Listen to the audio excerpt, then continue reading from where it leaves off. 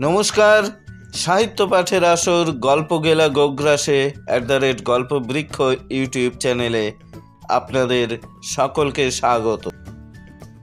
বন্ধুরা, আজ আমি আপনাদের সামনে পাঠ করে শোনাব মানিক বন্দ্যোপাধ্যায়ের প্রাগৈতিহাসিক শুরু করবার আগে আপনাদের নিকট প্রতিদিনকার মতো বিনীত অনুরোধ, আপনারা যারা আমাদের এই চ্যানেলটি এখনো সাবস্ক্রাইব করেননি, দয়া করে সাবস্ক্রাইব করে দেবেন। সাবস্ক্রাইব করে বেল আইকনে চাপ দিয়ে অল সিলেক্ট করে নেবেন। দয়া করে ভিডিওটি সম্পূর্ণ দেখবেন। ভালো বা মন্দ যাই লাগুক না কেন কমেন্ট করে তা জানাবেন। ভালো লাগলে শেয়ার করে আমাদের উৎসাহ বৃদ্ধি করবেন। তাহলে শুরু করা যাক মানিক বন্দ্যোপাধ্যায়ের প্রাগৈতিহাসিক। সমস্ত বর্ষাকালটা ভিখু ভয়ানক কষ্ট পাইয়াছে। আষাঢ় মাসের প্রথমে বসন্তপুরের বৈকুণ্ঠ সাহার গদিতে ডাকাতি করিতে গিয়া তাহাদের দলকে দল ধরা পড়িয়া যায়। 11 জনের মধ্যে কেবল ভিখুই কাঁধে একটা বর্ষার খোঁচা খাইয়া পলাইতে পারিয়াছিল। রাতারাতি 10 মাইল দূরের মাথা ভাঙা পুলটার নিচে পৌঁছিয়া অর্ধেকটা শরীর কাদায় ডুবাইয়া সর্বনের মধ্যে দিনের বেলাটা লুকাইয়াছিল। রাত্রে আরও 9 ক্রোশ পথ হাঁটিয়া একেবারে পেল্লাদ বাগধির বাড়ি চিতনপুরে। পেল্লাদ তাহাকে আশ্রয় দেয় নাই। কাঁধটা দেখাইয়া বলিয়াছিল, ঘাওখান সহজ লয় সেঙ্গাত, উঠি পাকবো, গা ফুলবো, জানাজানি হইয়া গেলে আমি কোনে যামু, খুনটো যদি না করতিস। তরেই খুন করতে মন লইতেছে পেল্লাদ, এই জনমেলা সেঙ্গাত। বন কাছেই ছিল, মাইল 5 উত্তরে। ভিখু অগত্যা বনেই আশ্রয় লইল। পেল্লাদ নিজে বাঁশ কাটিয়া বনের মধ্যে দুর্গম অংশে সিঞ্জুরি গাছের নিবিড় ঝোপের মধ্যে তাহাকে একটা মাচা বাঁধিয়া দিল। তালপাতা দিয়া একটা আচ্ছাদনও করিয়া দিল। বলিল, বাদলায় বাঘটাক সব পাহাড়ের উপরে গেছে গা, সাপে যদি না কাটে তো আরাম করেই থাকবি ভিখু। খামু কি? চিরাগুড় দিলাম যে 2 দিন বাদে বাদে ভাত লইয়া আসুম, রোজ আইলে মানসে সন্দেহ করব। কাঁধের ঘাঁটা লতা পাতা দিয়া বাঁধিয়া আবার আসিবার আশ্বাস দিয়া পেল্লাদ চলিয়া গেল। রাত্রে ভিখুর জ্বর আসিল। পরদিন টের পাওয়া গেল পেল্লাদের কথাই ঠিক। কাঁধের ঘা ভিখুর দুনাইয়া উঠিয়াছে, ডান হাতটি ফুলিয়া ঢোল হইয়া গিয়াছে এবং হাতটি তাহার নাড়িবার সামর্থ্য নাই। বর্ষাকালে যে বনে বাঘ বাস করিতে চায় না, এমনি অবস্থায় সেই বনে জলে ভিজিয়া মশা ও পোকার উৎপাত সহিয়া দেহের কোনো না কোনো অংশ হইতে ঘণ্টায় একটি করিয়া জোঁক টানিয়া ছাড়াইয়া জ্বরে ও ঘায়ের ব্যথায় ধুঁকিতে ধুঁকিতে ভিখু 2 দিন 2 রাত্রি সংকীর্ণ মাচাটুকুর ওপর কাটাইয়া দিল। বৃষ্টির সময় ছাঁট লাগিয়া সে ভিজিয়া গেল। রোদের সময় ভ্যাপসা গাঢ় গুমটে সে হাঁপাইয়া হাঁপাইয়া শ্বাস টানিল। পোকার অত্যাচারে দিবারাত্রি তাহার এক মুহূর্তের স্বস্তি রহিল না। পেল্লাদ কয়েকটা বিড়ি দিয়া গিয়াছিল, সেগুলি ফুরাইয়া গিয়াছে। 3-4 দিনের মতো চিরা আছে বটে, কিন্তু গুড় একটুও নাই। গুড় ফুরাইয়াছে, কিন্তু গুড়ের লোভে যে লাল পিঁপড়াগুলি ঝাঁক বাঁধিয়া আসিয়াছিল তাহারা এখনো মাচার ওপরে ভিড় করিয়া আছে। ওদের হতাশার জ্বালা ভিখুই অবিরত ভোগ করিতেছে সর্বাঙ্গে।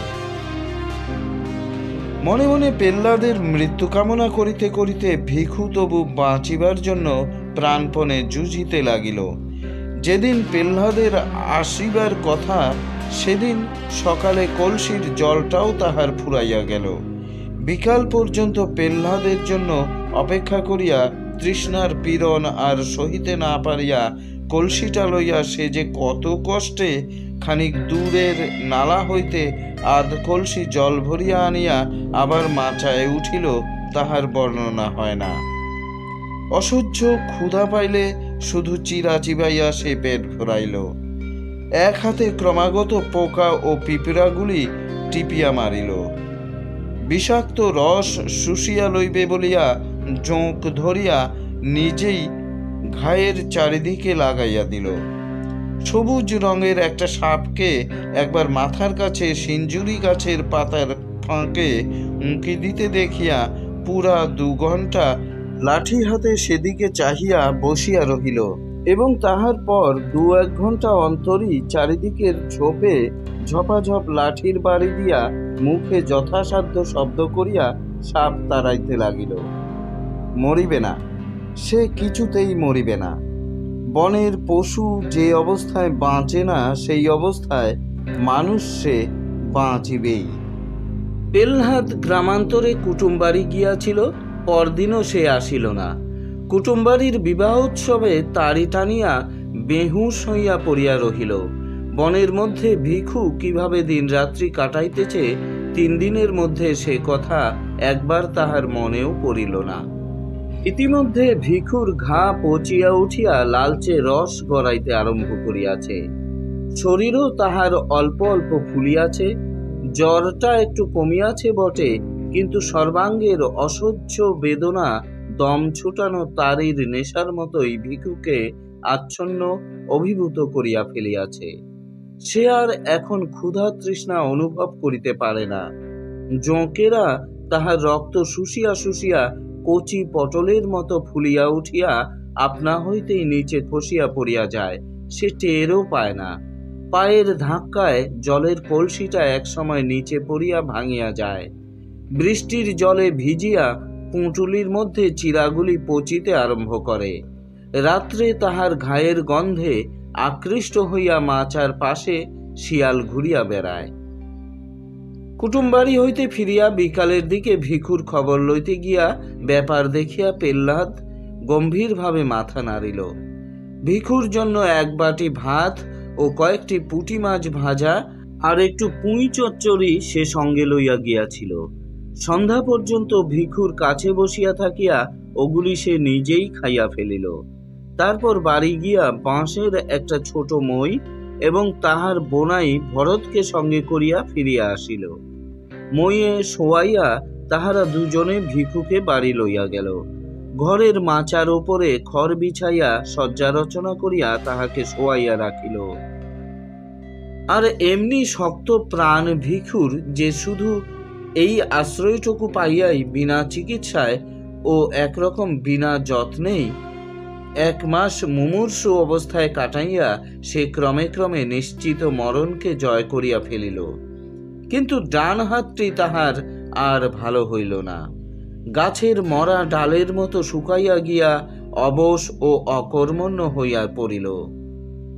প্রথমে অতি কষ্টে হাতটা সে একটু নাড়িতে পারিত, কিন্তু শেষ পর্যন্ত সে ক্ষমতাটুকুও তাহার নষ্ট হইয়া গেল। কাঁধের ঘা শুকাইয়া আসিবার পর বাড়িতে বাহিরের লোক কেহ উপস্থিত না থাকিলে ভিখু তাহার একটিমাত্র হাতের সাহায্যে মধ্যে মধ্যে বাঁশের মই বাহিয়া নিচে নামিতে লাগিল এবং একদিন সন্ধ্যার সময় এক কাণ্ড করিয়া বসিল। পেহ্লাদ সে সময় বাড়ি ছিল না, ভরতের সঙ্গে তারি গিলিতে বাহির হইয়া গিয়াছিল। পেহ্লাদের বোন গিয়াছিল ঘাটে। পেহ্লাদের বউ ছেলেকে ঘরে শোয়াইতে আসিয়া ভিখুর চাহনি দেখিয়া তাড়াতাড়ি পালাইয়া যাইতেছিল। ভিখু তাহার একটা হাত চাপিয়া ধরিল, কিন্তু পেহ্লাদের বউ বাগদির মেয়ে, দুর্বল শরীরে বাঁ হাতে তাকে আয়ত্ত করা সহজ নয়। এক ঝটকায় হাত ছাড়াইয়া সে গাল দিতে দিতে চলিয়া গেল। পেহ্লাদ বাড়ি ফিরিলে সব বলিয়া দিল। তারির নেশায় পেহ্লাদের মনে হইল এমন নেমোখারাপ মানুষটাকে একেবারে খুন করিয়া ফেলাই কর্তব্য। হাতের মোটা বাঁশের লাঠিটা বউয়ের পিঠে 1 ঘা বসাইয়া দিয়া ভিখুর মাথা ফাটাইতে গিয়া নেশার মধ্যেও কিন্তু টের পাইতে তাহার বাকি রহিল না যে কাজটা যত বড় কর্তব্যই হোক সম্ভব একেবারেই নয়। ভিখু তাহার ধারালো দাঁটি বাঁ হাতে শক্ত করিয়া বাগাইয়া ধরিয়া আছে, সুতরাং খুনোখুনির পরিবর্তে তাহাদের মধ্যে কিছু অশ্লীল কথাবার্তার আদান প্রদান হইয়া গেল। শেষে পেলহাদ বলিল, তোর লাগিয়া আমার 7 টাকা খরচ গেছে, টাকাটা দে, দিয়া বাইর হ আমার বাড়ির থিকা, দূর হ। ভিখু বলিল, আমার কোমরে একটা বাজু বাইন্দা রাখছিলাম, তুই চুরি করছস, আগে আমার বাজু ফিরাইয়া দে, তবে জামু। তোর বাজুর খবর জানে কেটারে? বাজু দে কইলাম পেলহাদ, ভালো চাস তো। বাজু না দিলি শাহবাড়ির মেজকর্তার মতন গলাটা তোর 1 কোপেই 2 ফাঁক করে ফেলুম, এই তোরে আমি কইয়া রাখলাম। বাজু ফালি আমি এখনই জামু গিয়া। কিন্তু বাজু ভিখু ফেরত পাইল না। তাহাদের বিবাদের মধ্যে ভরত আসিয়া পড়ায় দুজনে মিলিয়া ভিখুকে তাহারা কায়দা করিয়া ফেলিল। পেল্লাদের বাহুমূলে একটা কামড় বসাইয়া দেওয়া ছাড়া দুর্বল ও পঙ্গু ভিখু আর বিশেষ কিছুই করিয়া উঠিতে পারিল না। পেল্লাদ ও তাহার বোনাই তাহাকে মারিতে মারিতে আধমরা করিয়া ফেলিয়া বাড়ির বাহির করিয়া দিল। ভিখুর শুকাইয়া আসা ঘা ফাটিয়া রক্ত পড়িতেছিল। হাত দিয়া রক্ত মুছিতে মুছিতে ধুঁকিতে ধুঁকিতে সে চলিয়া গেল। রাত্রির অন্ধকারে সে কোথায় গেল কেহই তাহা জানিতে পারিল না বটে, কিন্তু দুপুর রাতে পেল্লাদের ঘর জ্বলিয়া উঠিয়া দিপাড়ায় বিষম হইচই বাঁধাইয়া দিল। পেল্লাদ কপাল চাপড়াইয়া বলিতে লাগিল, হায় সর্বনাশ, হায় সর্বনাশ, ঘরকে আমার শুনিয়া আইছিল গো, হায় সর্বনাশ। কিন্তু পুলিশের টানাটানির ভয়ে মুখ ফুটিয়া বেচারি ভিখুর নামটা পর্যন্ত করিতে পারিল না। সে রাত্রি হইতে ভিখুর আদিম অসভ্য জীবনের দ্বিতীয় পর্যায় আরম্ভ হইল। চিতলপুরের পাশে একটি নদী আছে। পেল্লাদের ঘরে আগুন দিয়া আসিয়া একটা জেলে ডিঙ্গি চুরি করিয়া ভিখু নদীর স্রোতে ভাসিয়া গিয়াছিল। লগি ঠেলিবার সামর্থ্য তাহার ছিল না। একটা সাপটা বাঁশকে হালের মতো করিয়া ধরিয়া রাখিয়া সে সমস্ত রাত কোনো রকমে নৌকার মুখ সিধা রাখিয়াছিল। সকাল হওয়ার আগে শুধু স্রোতের টানে সে বেশি দূর আগাইতে পারে নাই। ভিখুর মনে আশঙ্কা ছিল, ঘরে আগুন দেওয়ার শোধ লইতে পেল্লাদ হয়তো তাহার নামটা প্রকাশ করিয়া দিবে। মনের জ্বালায় নিজের অসুবিধার কথাটা ভাবিবে না। পুলিশ বহুদিন যাবৎ তাহাকে ধরিবার চেষ্টা করিতেছে। বৈকুণ্ঠ সাহার বাড়িতে খুনটা হওয়ার ফলে চেষ্টা তাহাদের বাড়ি আছে বই কমে নাই। পেল্লাদের কাছে খবর পাইলে পুলিশ আশেপাশে চারিদিকেই তাহার খোঁজ করিবে। 20-30 মাইলের মধ্যে লোকালয়ে মুখ দেখানো তাহার পক্ষে বিপদের কথা। কিন্তু ভিখু তখন মরিয়া হইয়া উঠিয়াছে। কাল বিকাল হইতে সে কিছু খায় নাই। দুজন জোয়ান মানুষের হাতে বেদম মার খাইয়া এখনো দুর্বল শরীরটা তাহার ব্যথায় আড়ষ্ট হইয়া আছে। ভোর ভোর মহকুমা শহরের ঘাটের সামনে পৌঁছিয়া সে ঘাটে নৌকা লাগাইল। নদীর জলে ডুবিয়া ডুবিয়া স্নান করিয়া গায়ের রক্তের চিহ্ন ধুইয়া ফেলিয়া শহরের ভেতরে প্রবেশ করিল। ক্ষুধায় সে চোখে অন্ধকার দেখিতেছিল। একটি পয়সাও তাহার সঙ্গে নাই যে মুড়ি কিনিয়া খায়। বাজারের রাস্তায় প্রথম যে ভদ্রলোকটির সঙ্গে দেখা হইল তাহারই সামনে হাত পাতিয়া সে বলিল, 2 পয়সা দিবেন কর্তা? তাহার মাথার জটা বাঁধা চাপ চাপ রুক্ষ ধূসর চুল, কোমরে জড়ানো মাটির মতো ময়লা ছেঁড়া ন্যাকড়া আর দড়ির মতো শীর্ণ দোদুল্যমান হাতটি দেখিয়া ভদ্রলোকটির বুঝি দয়াই হইল। তিনি তাহাকে একটি পয়সা দান করিলেন। ভিখু বলিল, 1টা দিলেন বাবু, আর 1টা দেন। ভদ্রলোক চটিয়া বলিলেন, 1টা দিলাম তাতে হলো না, ভাগ। এক মুহূর্তের জন্য মনে হইল ভিখু বুঝি তাহাকে একটা বিশ্রী গালি দিয়া বসে, কিন্তু সে আত্মসংবরণ করিল। গাল দেওয়ার বদলে আরক্ত চোখে তাহার দিকে একবার কটমট করিয়া তাকাইয়া সামনের মুড়ি মুরকির দোকানে গিয়া পয়সাটা দিয়া মুড়ি কিনিয়া গোগ্রাসে গিলিতে আরম্ভ করিল। সেই হইল তাহার ভিক্ষা করিবার হাতে খড়ি। কয়েকদিনের ভিতরেই সে পৃথিবীর বহু পুরাতন ব্যবসাটির এই প্রকাশ্যতম বিভাগের আইন কানুন সব শিখিয়া ফেলিল। আবেদনের ভঙ্গি ও ভাষা তাহার জন্ম ভিখারির মতো আয়ত্ত হইয়া গেল। শরীর এখন আর সে একেবারেই সাফ করে না। মাথার চুল তাহার ক্রমেই জট বাঁধিয়া বাঁধিয়া দলা দলা হইয়া যায় এবং তাহাতে অনেকগুলি উকুন পরিবার দিনের পর দিন বংশবৃদ্ধি করিয়া চলে।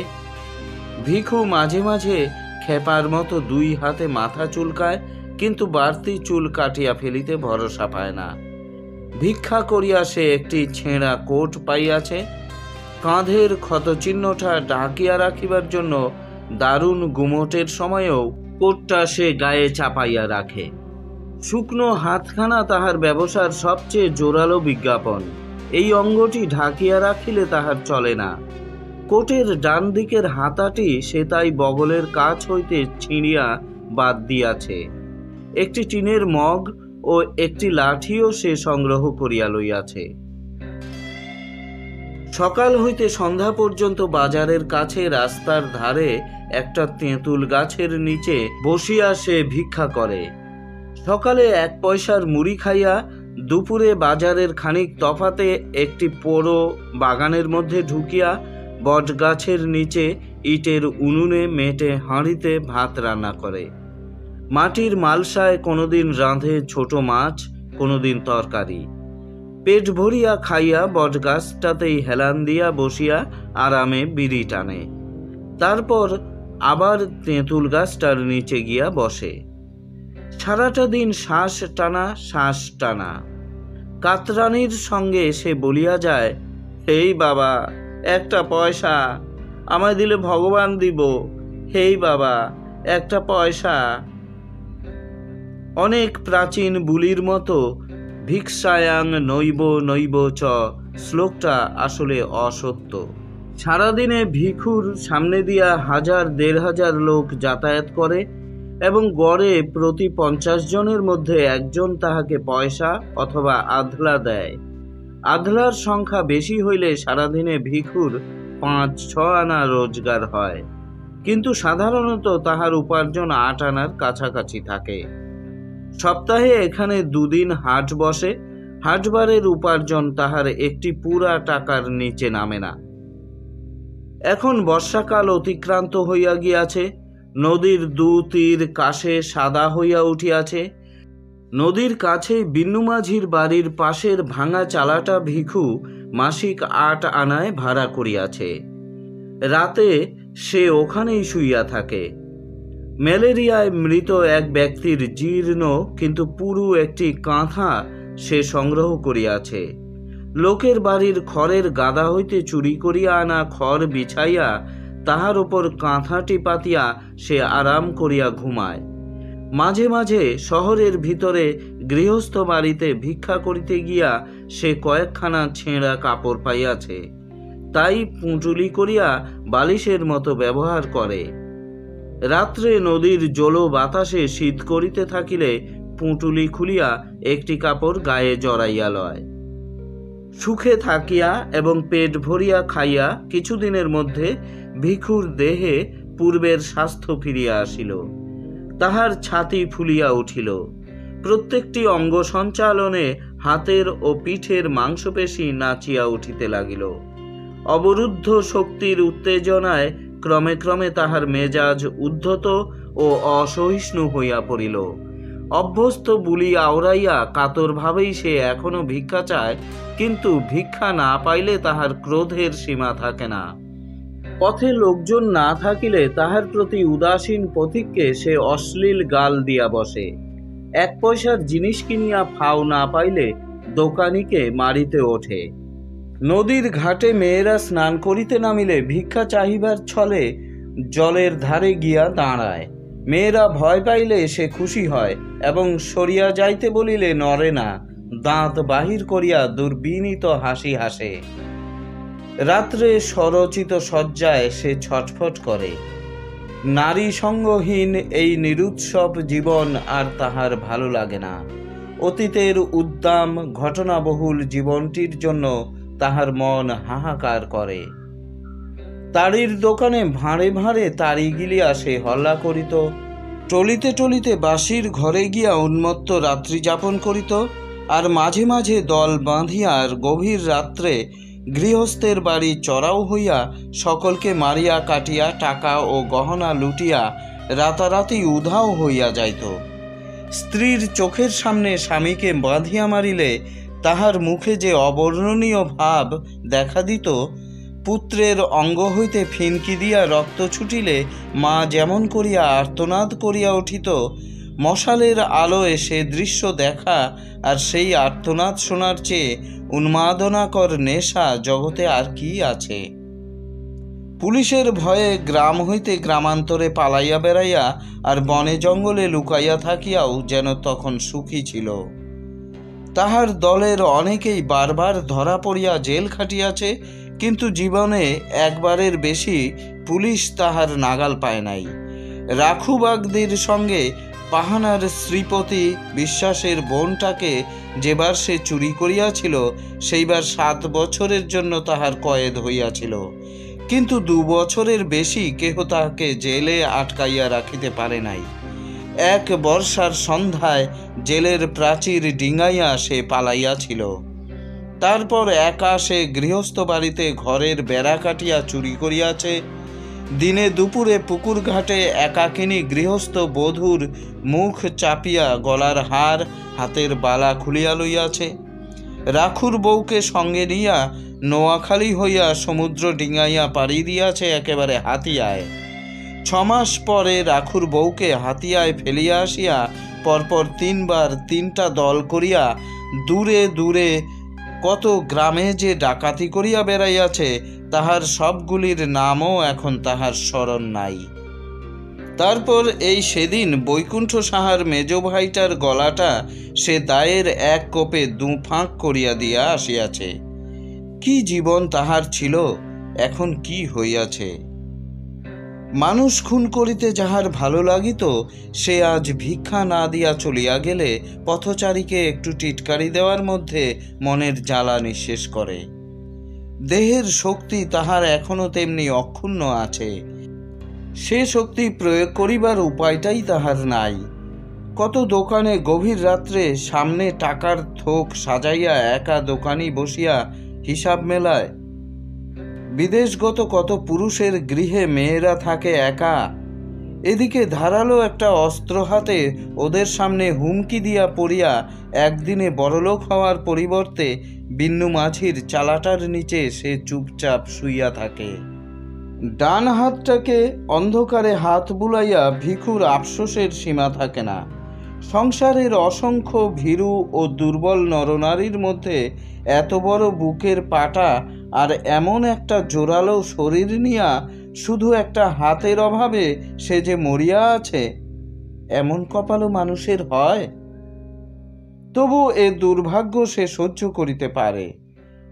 আফসোসেই নিবৃত্তি। একা ভিখু আর থাকিতে পারে না। বাজারে ঢুকিবার মুখেই একটি ভিখারিনী ভিক্ষা করিতে বসে।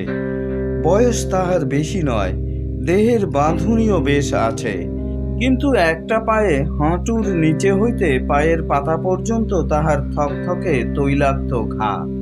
এই ঘায়ের জোরে সে ভিখুর চেয়ে বেশি রোজগার করে, সেজন্য ঘাটিকে সে বিশেষ যত্নে সারিতে দেয় না। ভিখু মধ্যে মধ্যে গিয়া তাহার কাছে বসে, বলে, ঘাটি সারব না লয়?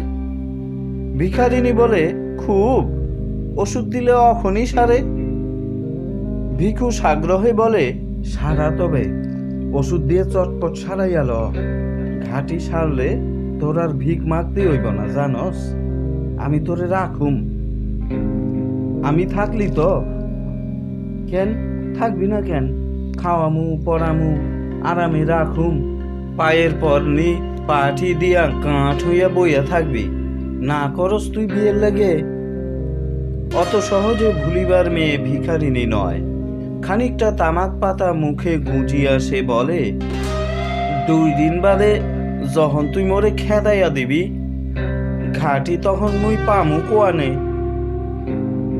ভিখু আজীবন একনিষ্ঠার প্রতিজ্ঞা করে, সুখে রাখিবার লোভ দেখায়, কিন্তু ভিখারিনী কোনো মতেই রাজি হয় না।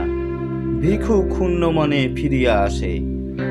এদিকে আকাশে চাঁদ ওঠে, নদীতে জোয়ার ভাটা বয়, শীতের আমেজে বায়ুস্তরে মাদকতা দেখা দেয়। ভিখুর চালার পাশে কলা বাগানে চাঁপা কলার কাঁদি শেষ হইয়া আসে।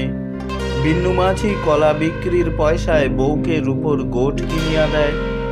তালের রসের মধ্যে নেশা ক্রমেই ঘোরালো ও জমাট হইয়া ওঠে।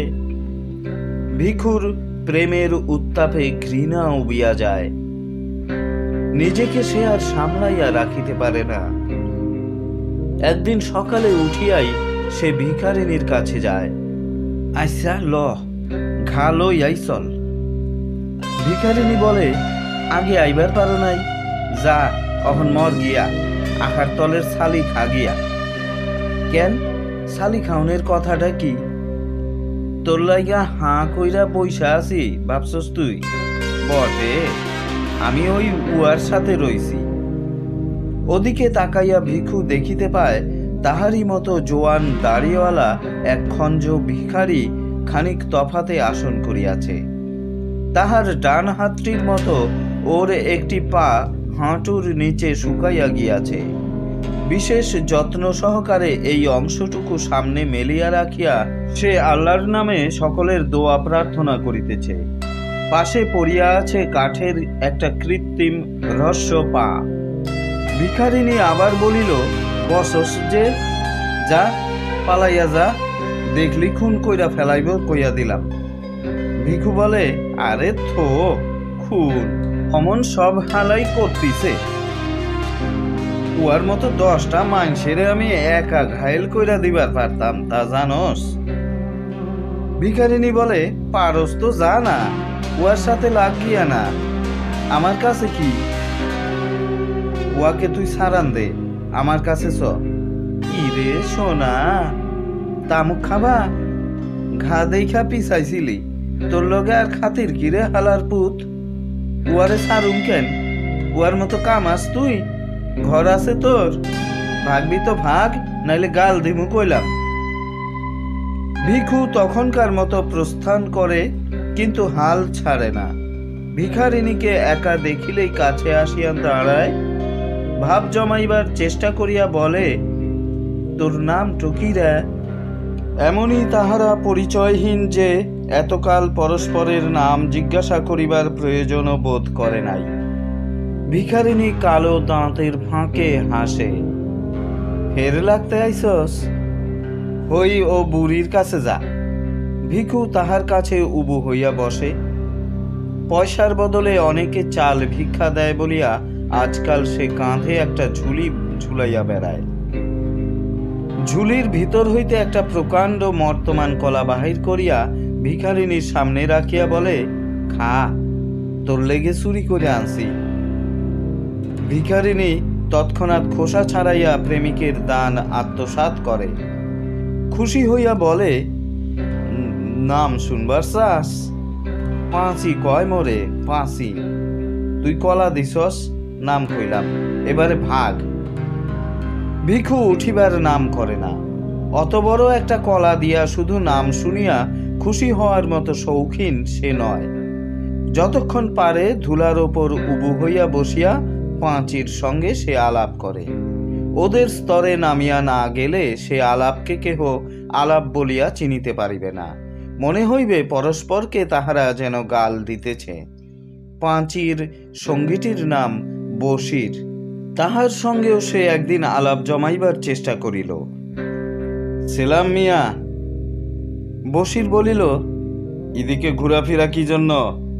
সেলাম মিয়া হতিছে, লাঠির এক ঘায়ে শিরটি ছেঁচা দিমুনে। দুজনে খুব খানিকটা গালাগালি হইয়া গেল। ভিখুর হাতে লাঠি ও বশিরের হাতে মস্ত একটা পাথর থাকায় মারামারিটা আর হইল না। নিজের তেঁতুল গাছের তলায় ফিরিয়া যাওয়ার আগে ভিখু বলিল, রহ, তোরে নিপাত করতেছি। বশির বলিল, ফের উয়ার সাথে বাতচিত করলি, জানে মাইরা দিমু, আল্লাহর কিরা। এই সময় ভিখুর উপার্জন কমিয়া আসিল।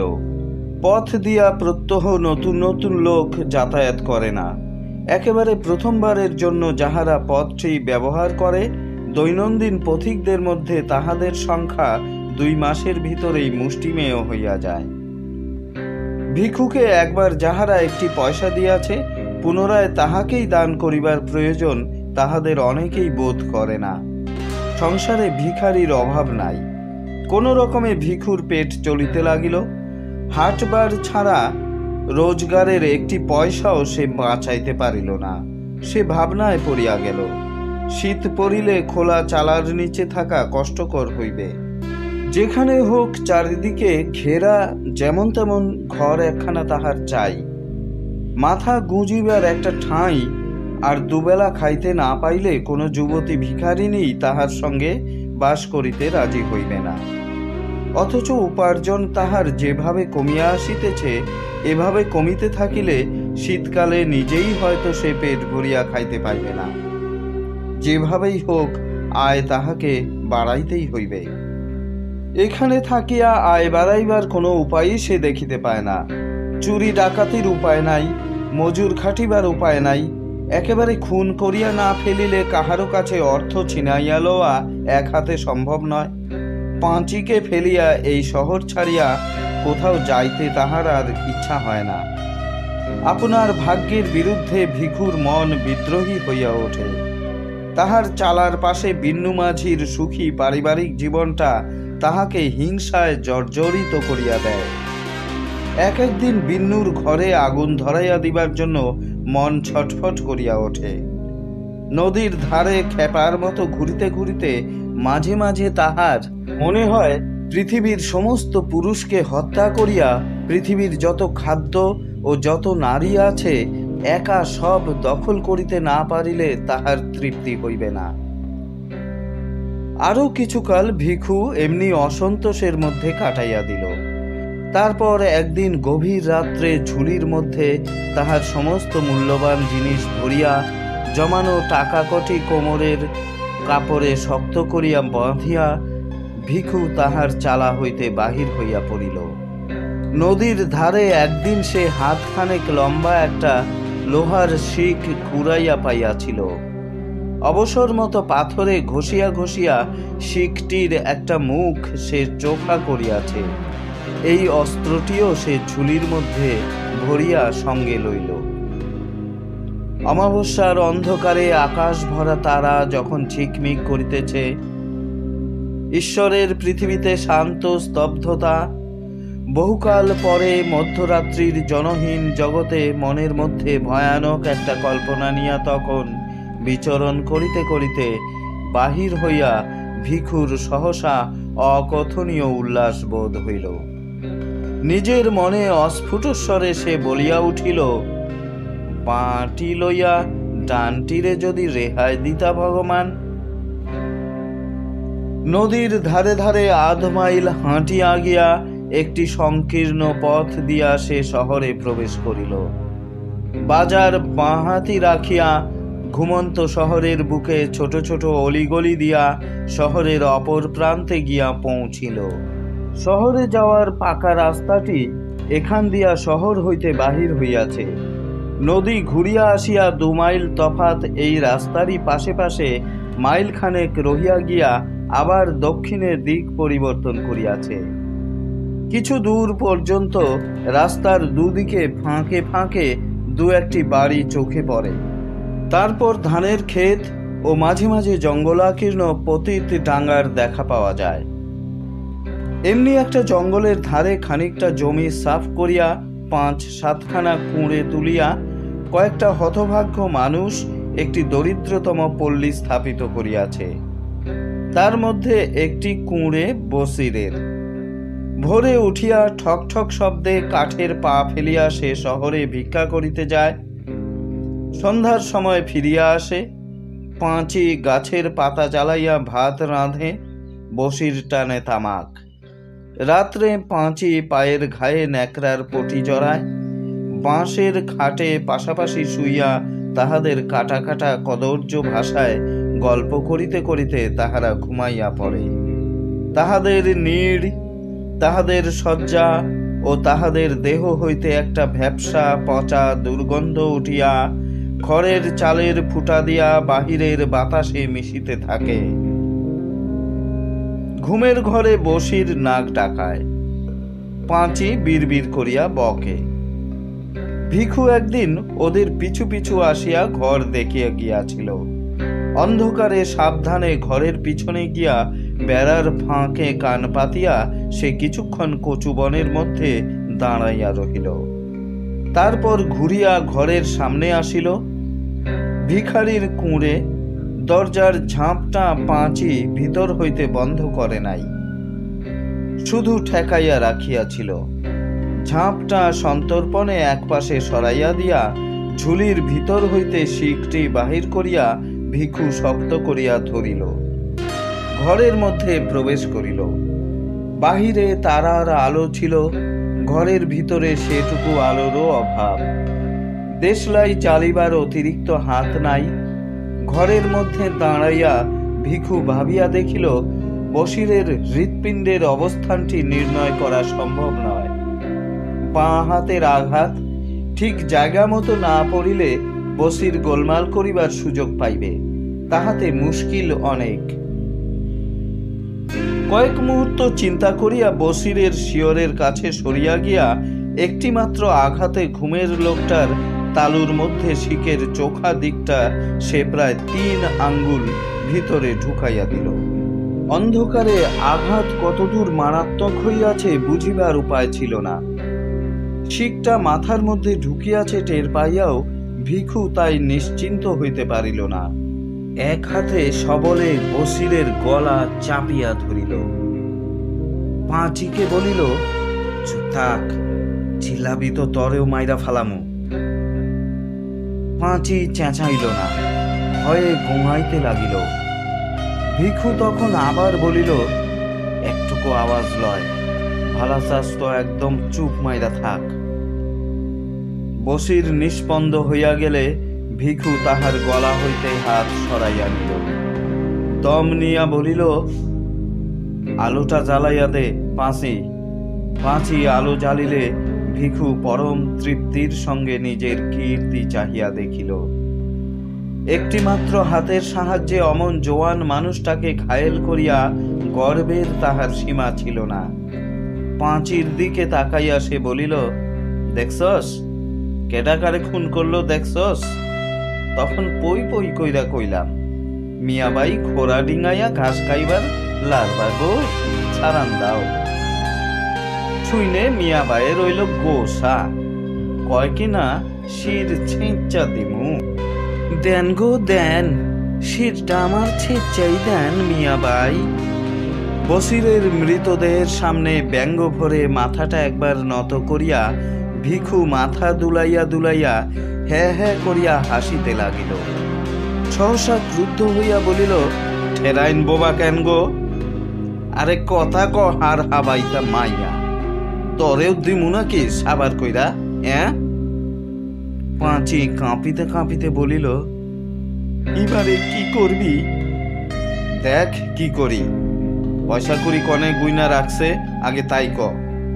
বসিরের গোপন সঞ্চয়ের স্থানটি পাঁচি অনেক কষ্টে আবিষ্কার করিয়াছিল। ভিখুর কাছে প্রথমে সে অজ্ঞতার ভান করিল, কিন্তু ভিখু আসিয়া চুলের মুঠি চাপিয়া ধরিলে প্রকাশ করিতে পথ পাইল না। বসিরের সমস্ত জীবনের সঞ্চয় কম নয়, টাকায় আধুলিতে 100 টাকার ওপর। একটা মানুষকে হত্যা করিয়া ভিখু পূর্বে ইহার চেয়ে বেশি উপার্জন করিয়াছে, তবু সে খুশি হইল।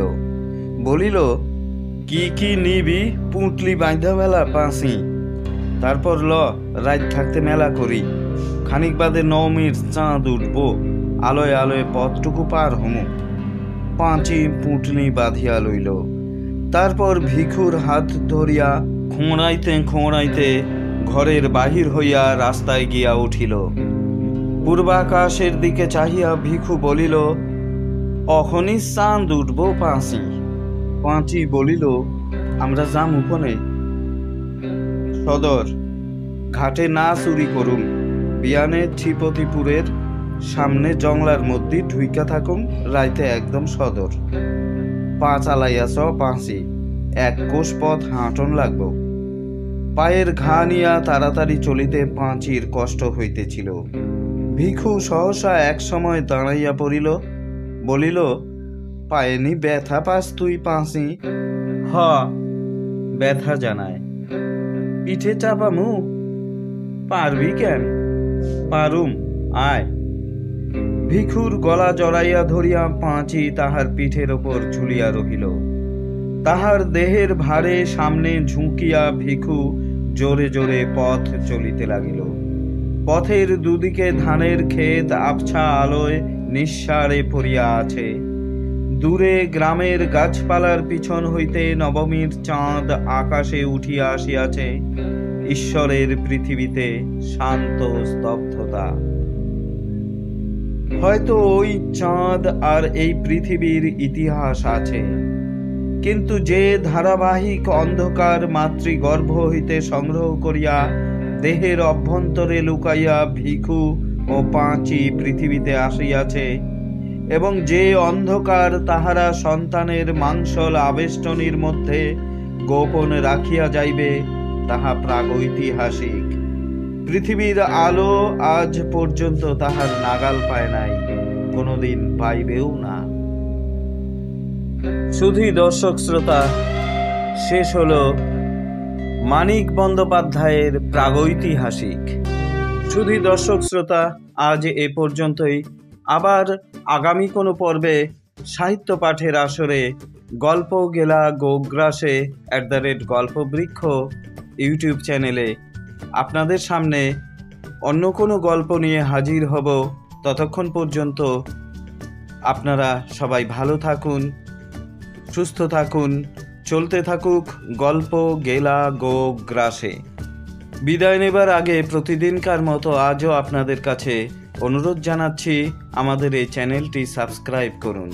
আমাদের আজকের এই পরিবেশনা আপনাদের কেমন লাগলো তা দয়া করে কমেন্ট করে জানাবেন। ভালো লাগলে পরিচিতজনদের শেয়ার করবেন। ধন্যবাদ।